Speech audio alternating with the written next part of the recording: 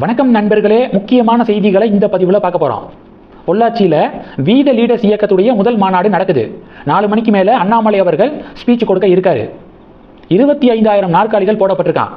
50,000 75,000 பேர் பங்கு பெறுவார்கள் அப்படின்னு கணிக்கப்பட்டிருக்கு. நடக்கக்கூடியது கட்சி மாநாடு இல்லை, இதை நம்ம மனசில் வச்சுக்கணும். கட்சி மாநாடாக இருந்துச்சுன்னா கட்சியுடைய பேர், கொடி, கொள்கை என்ன, கொள்கை தலைவர்கள் யார், இதெல்லாம் அண்ணாமலை அறிவிப்பார். அப்போ கட்சி மாநாட்டில் லட்சக்கணக்கில் கூட்டம் கூடுவாங்க. அது கட்சி மாநாடு. இனி வரக்கூடிய காலங்களில் அது நடக்கும். இப்போ நடக்கிறது போதைப் பொருட்களுக்கு எதிரான விழிப்புணர்வு மாநாடு. அதனால் அட்டண்டன்ஸு 50,000 75,000 இருக்கும் அப்படின்னு ப்ரெடிக்ட் பண்ணியிருக்காங்க. தமிழ்நாடு முழுவதும் இருந்து மாநாட்டை அட்டன் பண்ணுறாங்க. அதில் மெயினாக பொள்ளாச்சியை சுற்றி இருக்கக்கூடிய மாவட்டங்கள் இருக்குல்ல, கொங்கு பெல்ட்டு, இந்த கொங்கு பெல்ட்லேருந்து தான் நிறைய பேர் இந்த மாநாட்டை அட்டன் பண்ண இருக்காங்க. இன்றைக்கி ஃபுல்லாக மாநாடு பற்றிய அப்டேட்டை தான் பார்க்க போகிறோம். அடுத்தடுத்து பார்க்கலாம். ஆனால் இன்றைக்கி இப்போ பேசக்கூடிய இந்த பதிவு மாநாடு பற்றிய பதிவு கிடையாது. கரூரை சுற்றி இருக்கக்கூடிய சில முக்கியமான கோவில்களுக்கு சொந்தமான 3085 ஏக்கர் கோவில் நிலங்கள் ஆக்கிரமிப்பாளர்கள்டையே ஹேண்ட் ஓவர் செய்யப்பட்டிருக்கு அப்படின்னு டெம்பிள் ஆக்டிவிஸ்ட் ரமேஷ் ஒரு குற்றச்சாட்டை முன் வச்சிருந்தார்ல. தமிழக பாஜக எப்படி கோவில் நிலத்தை ஆக்கிரமிப்பாளர்கள்டையே ஒப்படைக்கலாம் அப்படின்னு தமிழக பாஜகலாம் கடும் கண்டனத்தை பதிவு செஞ்சாங்க. இப்போ இந்த விவகாரம் குறித்து அண்ணாமலை அவருடைய சமூக வலைதளத்தில் ஒரு பதிவு போட்டிருக்காரு. பயங்கர ட்விஸ்டான பதிவுங்க அது. அண்ணாமலையுடைய பதிவுக்கு பிறகு இந்த விஷயத்துக்குள்ள இவ்வளவு மேட்டர் இருக்கா அப்படின்னு பல பேர் ஆச்சரியப்படுறாங்க. பொதுவாக வெளியிலிருந்து பார்க்கும்போது கோவில் நிலம் தாரை வார்க்கப்பட்டுருச்சு அப்படின்னு தானே நம்ம எடுத்துக்குவோம். ஆனால் பின்னணியில் என்னென்ன தெரியுமா இருக்கு? மலை சொல்றாரு, இந்த 3085 ஏக்கர் அப்படின்னு சொல்லப்படுதுல, இது திருக்கோவில் சொத்துக்கள் அப்படின்னு சொல்லிட்டு சில பேர் ஷேர் பண்ணுறாங்க.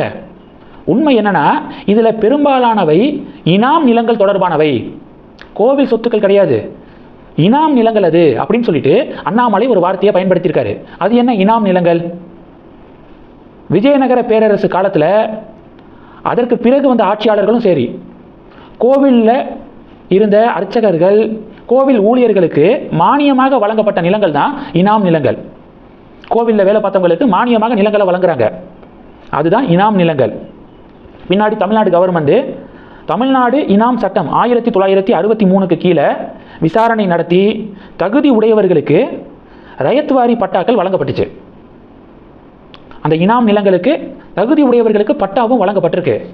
இந்த பட்டாக்களை அடிப்படையாக கொண்டு ஆயிரக்கணக்கான விவசாயிகள் பல தசாப்தங்களாக 50 வருடங்கள் கிட்ட நிலங்களை சாகுபடி செய்து பராமரித்து சட்டப்பூர்வமாக அனுபவித்து வருகின்றனர். அப்போது விஜயநகர பேரரசு காலத்தில் கோவிலில் பணிபுரிந்தவர்களுக்கு நிலம் வழங்கப்பட்டிருக்கு. அந்த நிலங்கள் தான் இனாம் நிலங்கள். அந்த இனாம் நிலங்கள் குறித்து விசாரணை நடத்தி 1963 பட்டாக்களும் வழங்கப்பட்டுருச்சு. அந்த பட்டாக்களை அடிப்படையாக கொண்டு 50 வருடங்கள் கிட்ட விவசாயிகள் சாகுபடி செய்து அனுபவித்து வராங்க, வாழ்ந்து வராங்க. இந்த சூழலில் தான் கடந்த டிஎம்கே ஆட்சியில் பட்டா பெற்ற இனாம் நிலங்கள் இருக்குல்ல, கோவில் நிலங்களுடன் சேர்த்து வகைப்படுத்தப்பட்டுச்சு. 0 வேல்யூ அப்படின்னு சொல்லிட்டு கோவில் நிலங்களோட பட்டா பெற்ற இனாம் நிலங்களை சேர்த்து வகைப்படுத்தினாங்க. இதனால அந்த இனாம் நிலத்தில் வசித்த விவசாயிகள் பெரிதும் பாதிக்கப்பட்டாங்க. பத்திரப்பதிவு அவங்களால செய்ய முடியலை. அந்த நிலத்தை வச்சு ஏதாவது கடன் வாங்கணும்னாலும் முடியாது, ஏன்னா 0 வேல்யூ. இதனால பயங்கரமாக கஷ்டப்பட்டாங்க. அதனால் இந்த பத்திரப்பதிவு தடையை நீக்கணும் அப்படின்னு சொல்லிட்டு கவர்மெண்ட் கிட்ட தொடர்ந்து அவங்க கோரிக்கையை முன் வச்சாங்க. இந்த சூழலில் தான் பத்திரப்பதிவுக்கான தடை நீக்கப்பட்டிருக்கு. பட்டா பெற்று 50 வருடங்கள் கிட்ட வசிக்கக்கூடிய விவசாயிகளுக்கே அந்த நிலம் அதிகாரப்பூர்வமாக ஹேண்ட் ஓவர் செய்யப்பட்டிருக்கு. இது வரவேற்கக்கூடிய ஒரு டிசிஷன் தான். கோவில் சொத்துக்கள் அப்படின்னு சொல்லிட்டு இதை கிளைம் பண்ண முடியாது. கோவில் சொத்து வேற, பட்டா பெற்ற இனாம் நிலங்கள் அப்படிங்கிறது வேற. இது விவசாயிகளுடைய வாழ்வாதாரம் சம்பந்தப்பட்ட விஷயமா நம்ம பார்க்கணும் அப்படின்னு அண்ணாமலை பதிவு போட்டிருக்காரு. அண்ணாமலையுடைய இந்த பதிவு பெரிய ஒரு திருப்பத்தை ஏற்படுத்தியிருக்கு. உண்மையான திருக்கோவில் சொத்துக்கள் தனியாருக்கு மாற்றப்படக்கூடாது என்பதில் எனக்கு எந்தவித மாற்று கருத்தும் இல்லை. ஆனால் இப்போ ஹேண்ட் ஓவர் செய்யப்பட்டிருக்கிறது சட்டப்படி ரயத்வாரி பட்டா பெற்ற இனாம் நிலங்கள்.